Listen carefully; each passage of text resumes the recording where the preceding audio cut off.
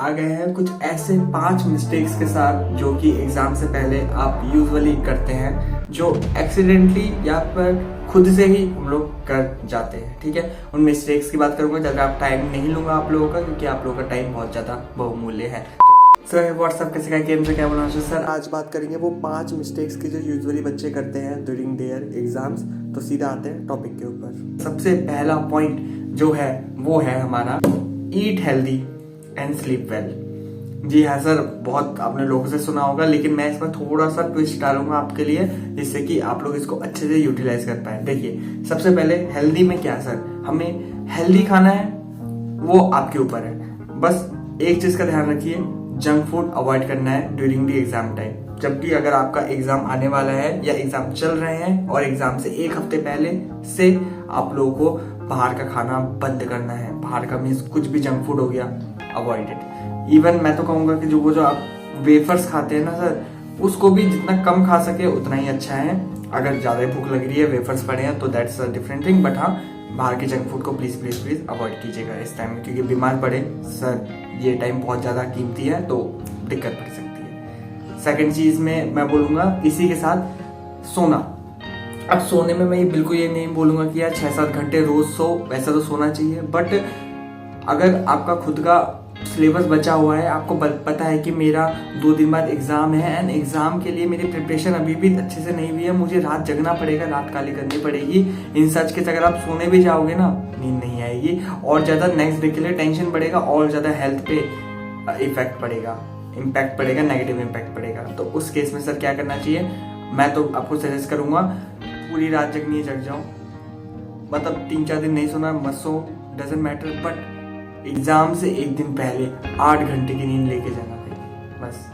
मतलब पूरे दिन, ऑब्वियस सी बात है, आप पिछले जितने भी दिन होंगे आपके प्रिपरेटरी लीव्स में, मतलब 4 दिन या 5 दिन की छुट्टी मान लीजिए आपके कोई एग्जाम के लिए है बीच में, तो मैं सपोज कर रहा हूँ कि आपने एग्जाम वाले दिन जब आए, उस दिन से लेके एग्जाम से एक दिन पहले तक आप 5 घंटे 6 घंटे ऐसे करके सो रहे हैं। ठीक है, अगर आपका ज्यादा ही कुछ बचा हुआ है, वैसे तो 6-7 घंटे जरूरी सोना चाहिए, लेकिन अगर आपको ज्यादा बचे, आप 4-5 घंटे या फिर 6 घंटे का भी ऐसे करके सो रहे हैं। लेकिन आप जिस दिन एग्जाम है उससे पिछली रात को आप जरूर 8 घंटे सो के जा रहे हैं, ये मैं आपसे बस कह रहा हूँ। सेकेंड चीज है आप लोगों के प्रिपरेशन के टाइम। बहुत बच्चे ना, स्पेशली जो न्यूमेरिकल्स वाले सब्जेक्ट्स होते हैं, जैसे कि आपका साइंस के न्यूमेरिकल्स या मैथ के न्यूमेरिकल्स, वहाँ पे दिक्कतें वो लोग करते हैं क्या, वो लोग ना थ्योरी समझ लेते हैं उसको और उसको पढ़ने लग जाते हैं। हाँ भाई, ये क्वेश्चन है, इसका ऐसे सॉल्यूशन होगा, ठीक है डन।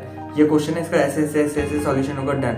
और पेपर में जब ये आता है ना, पता है क्वेश्चन ये है, पता है सॉल्यूशन भी हमने पढ़ा था, लेकिन फिर भी हम लोग नहीं लिख पाते। क्यों? क्योंकि हमने रिटर्न में प्रैक्टिस नहीं की होती। अब रिटर्न में मैं ये नहीं बोल रहा एकदम सुंदर तरीके से हर एक लाइन को लिखे ना, इतना टाइम अपने पास नहीं है। बट रफली मोड में ही हम छोटा कुछ फॉर्मूला जल्दी से लिख लिया, या फिर वो उसका एक स्टेप जंप मार के, या फिर मतलब कुछ भी हो, हमने थोड़ा लिख के किया उसको क्वेश्चन को। मतलब हमने देखा नहीं, ऑडिट नहीं मारा उसको, हमने उसके आंसर को देखा नहीं, हमने खुद उसका आंसर किया, पर बहुत ही स्पीड। मतलब मान लीजिए जहाँ पे कैलकुलेशन आई है, कैलकुलेशंस को मैंने जल्दी से कैलकुलेटर पे करके देख लिया, या फिर मैंने मतलब कैलकुलेटर पे कर लिया, या फिर फोन के कैलकुलेटर में कर लिया मैंने।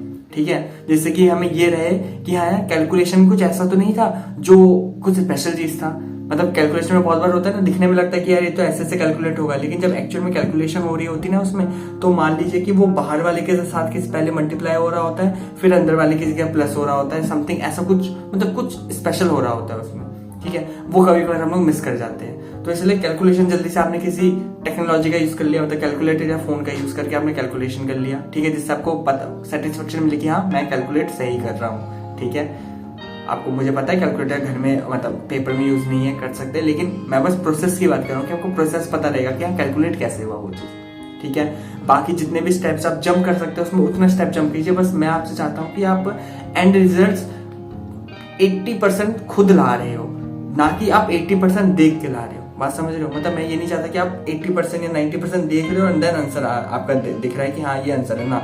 मैं चाहता हूँ आप 80% एटलीस्ट खुद से दिमाग लगाओ। बेशक लिखो मत पूरा, पर थोड़ा जब आप लिखने के लिए सोचते हैं कि मैं लिख के करूंगा, ऑटोमेटिकली आप खुद से उसमें दिमाग लगाने लग जाते हो। इससे क्या होगा, आपको ज्यादा कॉन्फिडेंस मिलेगा एज कम्पेयर टू क्वेश्चन जिसको आपने सिर्फ देखा है। अब मैं सारे क्वेश्चंस के लिए नहीं कह रहा, इतना टाइम नहीं होता है। मान लीजिए अगर आपके 5 क्वेश्चन सिमिलर है तो उसमें से एक क्वेश्चन पे ऐसे करके जरूर कीजिएगा। अब आप बोलोगे भैया हमें कैसे पता चलेगा कि सिमिलर है? भाई तो रिवीजन फेज में है, तो इससे पहले 2-3 बार पढ़ चुका है, यूनिट टेस्ट में, सेमेस्टर्स के एग्जाम्स में, इवन क्लास टेस्ट में, और जब पहली बार पढ़ा था तब भी ट्यूशन के टीचर्स ने या स्कूल के टीचर्स ने भी तेरे को बताया कि इसमें ये चीज स्टार है, ये चीज इसमें स्पेशल है, ठीक है। अब भी अगर तुम बोलोगे कि भाई इसमें सेम वाले क्वेश्चंस कौन से है, भाई ये तुम्हारी गलती है, तुमने बिल्कुल पढ़ाई नहीं किया मतलब पूरे साल, ठीक है। इसलिए आपको ये चीज तो रिवीजन, एटलीस्ट एग्जाम से पहले के रिवीजन में आपको पता होना चाहिए कि कौन से सेम क्वेश्चन थे जिसमें से मुझे एक एक क्वेश्चन को लिख के करना है, ठीक है। सर सबसे बड़ी गलती जो बच्चे करते हैं वो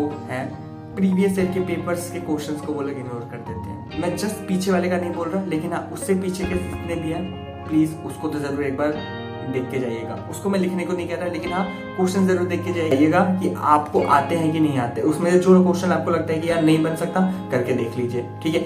आपको जरूर अपने प्लान में इसके लिए एक स्लॉट देना चाहिए कि मुझे एग्जाम के पेपर्स को देखने हैं। बहुत सारे नहीं, एटलीस्ट 2 तो देख कर ही जाऊंगा, ठीक है। ऐसे आपको, और देखने में कितना टाइम लगता है, 3 घंटे में जब आप पूरा पेपर कर सकते हैं तो आप 1.5 घंटे में पूरा पेपर को देख नहीं सकते हैं। 1.5 घंटे, 3 घंटे में पूरा पेपर निकल जाएगा, आपके 2 पेपर निकल जाएंगे। 3 घंटे, मैं बहुत ज्यादा टाइम नहीं मांग रहा, 3 घंटे आप आराम से निकाल सकते हैं। अगर आप अलग से चाहे निकालना तो आप बोलोगे भैया आप एक्स्ट्रा टाइम मांग रहे हो, 3 घंटे आप निकाल सकते हो। अगर पहले से सोच के चलोगे कि मुझे 3 घंटे देने हैं, निकल जाएंगे भाई, बहुत सही में निकल जाएंगे, ठीक है। चौथी चीज, ये बच्चे लोग मतलब छोटी चीज है लेकिन टेकन फॉर ग्रांटेड ले लेते हैं। वो क्या है कि आप जब एग्जाम सेंटर जा रहे होते हैं ना, एग्जाम सेंटर में पहुंच गए हो, वहां से लेके जब तक आपका एग्जाम लिख के आप बाहर नहीं आते ना, आपको किसी से बात नहीं करनी है। मैंने बहुत इसको देखा है। अगर आप पहले से इधर उधर की गॉसिप्स में लग जाओगे ना, पेपर से पहले ही माइंड बहुत ज्यादा डिस्टर्ब हो जाता है। मतलब आपको रिटेंशन पावर डाउन हो जाती है, इधर उधर की बातें दिमाग में आ जाती है। आप जो रात तक पढ़े हैं, आप लोग जितना कुछ पढ़े हैं उसको दिमाग में स्टोर रखने के लिए आपको कुछ फ्रेश बात नहीं घुसानी है दिमाग में। इसके लिए आपको कोई भी बातचीत से, कोई भी गॉसिप से, कोई भी दोस्त लोग बातचीत कर रहे हैं उन सब से आपको बचना है।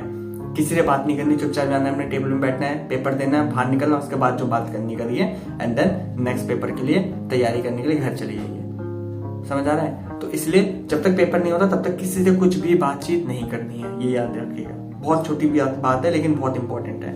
एंड उसके बाद आपको स्पीड मेंटेन करके रखनी है from the very beginning to the till last question तक। आपको अपनी स्पीड को मेंटेन करके रखना है। लेकिन मतलब दिक्कत पता है क्या होगी कि आप लोगों को लगेगा कि नहीं स्टार्टिंग में तो अच्छे से लिखना है और लास्ट में जाके तो अपने आप ही गति अपने आप ही बढ़ जाती है, कुछ भी हो रहा होता है, क्या कौन सी भाषा लिख रहे होते हैं हमें भी नहीं पता होता है ना। तो ऐसी चीजें नहीं करनी है। पहले क्वेश्चन से ही आपको दिमाग में रखना है कि यार मुझे फुल स्पीड में लिखना है, जितनी स्पीड में मैं लिख सकूं। लेकिन हाँ, जब भी कैलकुलेशंस करनी होगी मैं धीरे करूंगा। जब भी कहीं पे मुझे कुछ स्पेशल फॉर्मूला लिखना होगा या कोई भी ऐसी चीज नंबर्स को लिखना होगा मैं तरीके से लिखूंगा। पर हाँ, मैं स्पीड में उसी में ही स्पीड जरूर मेंटेन करके रखूंगा। ये आपको ध्यान रखना है, ठीक है। वरना पता है बहुत बुरा लगता है जब आता वो क्वेश्चन आपका छूट जाता है, आप बोलते हो भैया टाइम नहीं बचा, बहुत ज्यादा बुरा लगता है। तो ऐसा नहीं होना चाहिए, ठीक है। एंड 5 के बाद एक बोनस टिप आप लोगों को मैं देना चाहूंगा। क्या बोनस टिप ये है कि आपको अपने पेन को पहले से सिलेक्ट करके रखना है कि कौन से पेन से आपको पेपर लिखना है। और अगर पेन आपका कैप वाला है ना सर, तो कैप को हटा के पेपर लिखना। भैया क्या बोल दिया ये? हाँ, आपकी कैप के ना कोई एक वेट होता है। भैया कहाँ वेट होता है?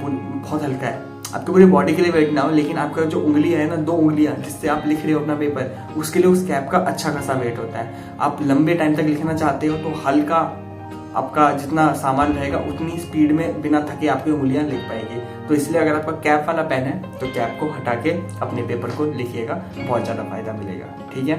इसके साथ इस वीडियो को करते हैं यहीं पे समाप्त। बहुत जल्द मिलेंगे आपसे एक और नए वीडियो, एक और नए टॉपिक के साथ। Till then take care, bye bye, see ya, have a good day sir. चलिए बाय।